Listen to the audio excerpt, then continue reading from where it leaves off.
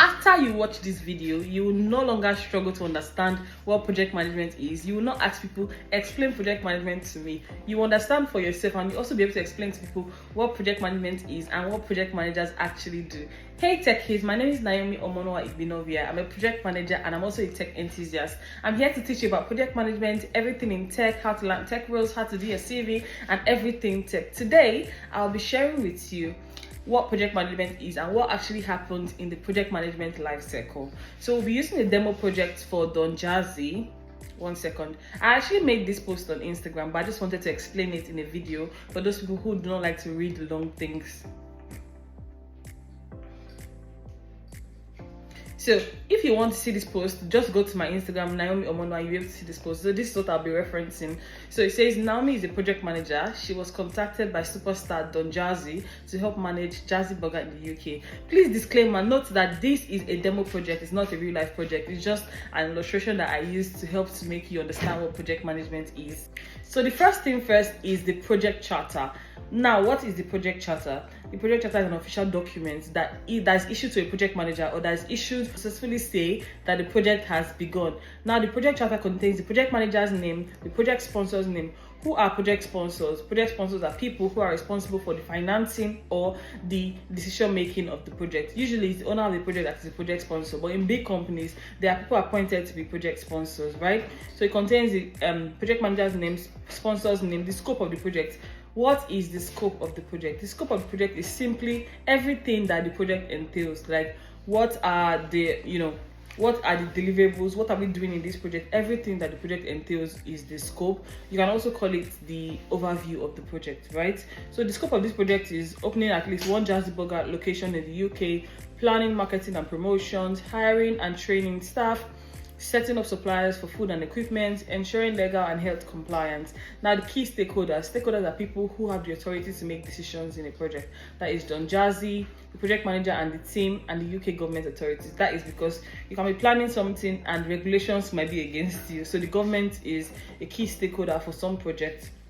And then there's the timeline. So timeline is just simply how long is this project going to span for, and we have here 7 months. And what's the project budget? And here we have £2 million.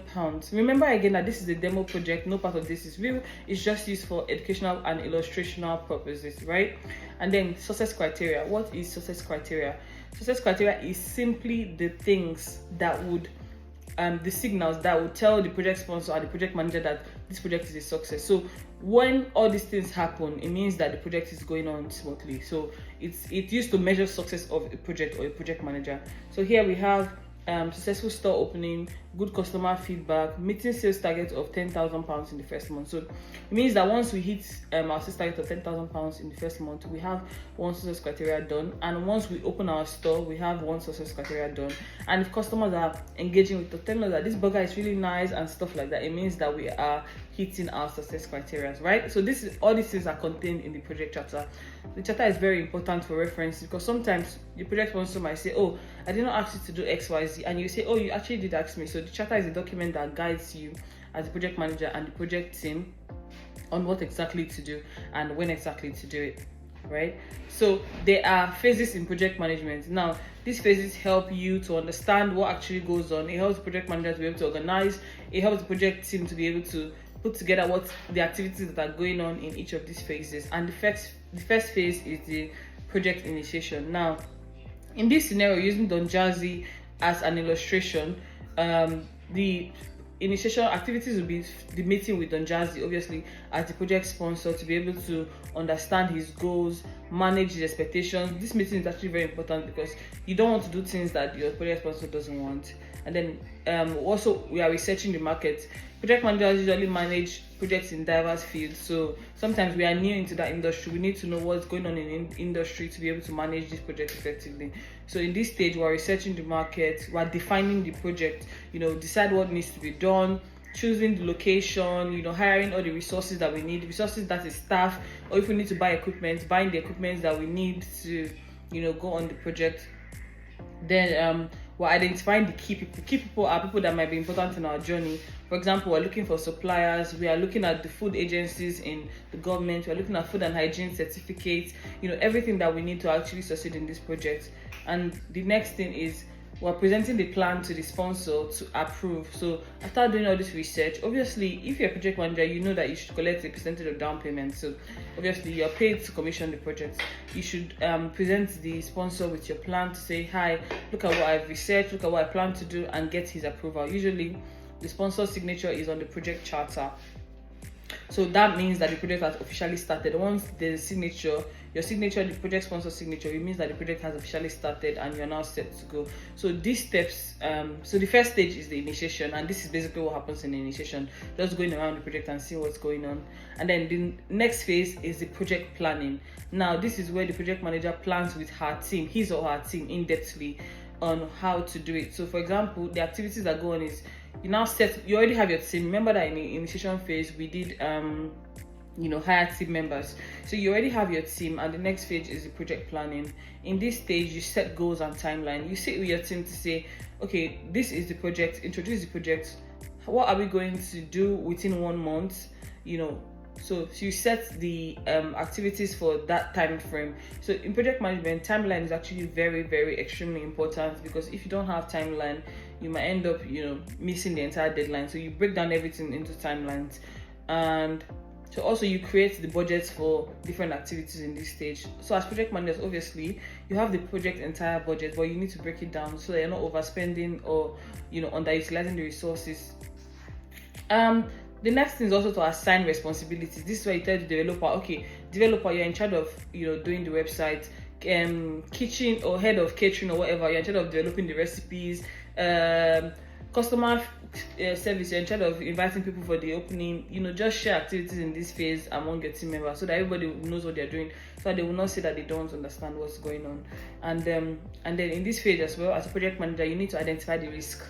What that means is simple. What are the things that might happen in this project that will hinder us back? You need to identify the risk. It's very intelligent and smart to identify the risk early and put down measures to mitigate them, because if you don't identify the risk, when they happen, they creep on you. So risk management is actually a very important skill that you need in project management. And then create a marketing plan. Remember that we want to get £100,000 in revenue in the first month, so you have to create a marketing plan.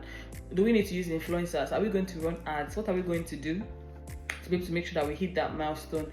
And then set success measures. Like I said, in the initiation phase, you already took the success criteria of the project. Now you need to explain it to your team members and different departments.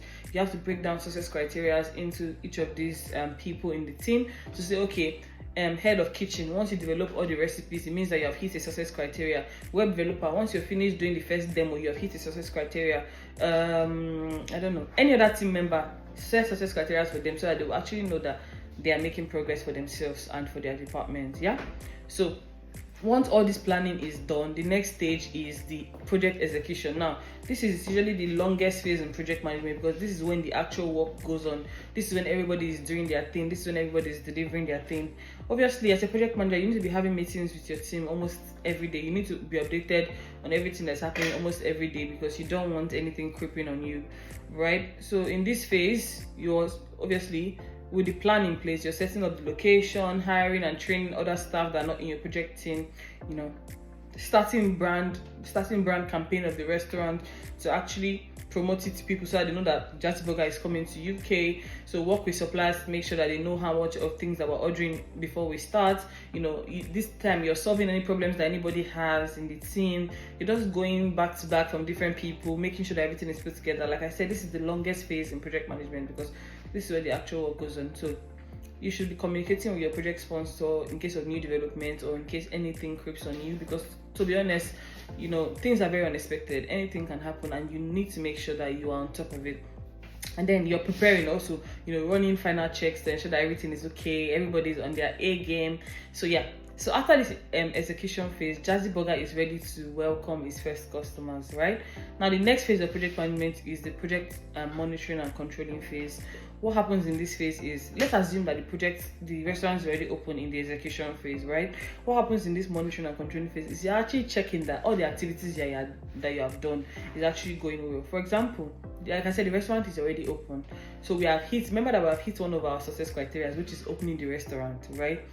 So activities in the monitoring and controlling phase are track sales and performance. We're looking at the sales. If we need to hit 100,000 in 1 month, are we making £2 a day? It means that we're failing.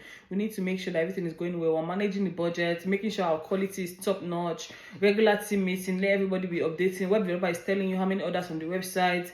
Head of operations is telling you how many orders are coming from the restaurant. So everybody is checking to make sure that everything is going well in this phase. You're checking the marketing effectiveness.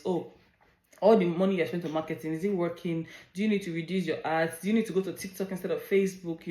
You're monitoring and controlling, as the name implies, and then adjust plans if needed. Do you need to adjust recipe? Do you need to adjust the advert? Do you need to adjust the price? Do you need to adjust the team members? What do you need to do in this phase? So the next phase is project closing, which is the last phase in project management. This is a very emotional phase, because most project managers, after long time of managing a project, this is the phase where they get to take a bow if it's not a long-term project, because every project has a beginning and an end. And after ensuring the successful launch of this project, what we now do is we're reviewing project performance, assess if goals like sales, customer satisfaction, and operations were met. Just making sure that we're noting things down for better management, or for things that your sponsor needs to know. And then finalize financials. So all the money that was given to you to run this project, you need to create a report of what you use them to do, report all the financials. In project management, accountability is very important. You need to show everything, be transparent to your sponsor. It helps build trust, and it helps to show that you're very good at your job. And then you document lessons learned. So all through managing this project, what did you learn? What did you face? What struggles did you everything that you learned during this project, you need to document it. And then you celebrate success. It's very important to celebrate success with your team. Celebrate everyone. Sometimes give gifts to your team members. It can be in your budget, to be honest, for a job well done. And yeah, hopefully you understood project management with the project management life cycle I just explained with the demo project. And if you want to understand project management in-depthly, click the link somewhere in the description box, and you'll be able to get a course on how to understand project management A to Z. So it's take you from newbie to badass in just the time of the course. It's just an 8 weeks program, and you can get it. If you have any questions, please drop questions in the comments, and I'll be happy to answer you. And I can't wait to see you in the project management field. Bye.